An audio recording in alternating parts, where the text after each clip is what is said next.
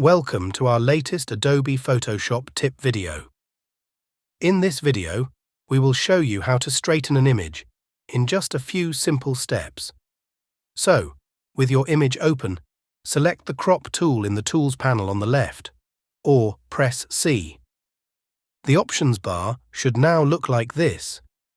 Click on the Straighten icon in the Options bar, and you should now see a plus sign at your cursor, with a small ruler to the right of it. Left-click and hold in the image on a line, which you know should be horizontal, and drag your mouse towards a second point on that line. When you release the left mouse button, your image should straighten itself. There are also crop marks around your image to cut off empty space in your image, so click on the OK mark on the Options bar if you are happy with the result, or hit Enter.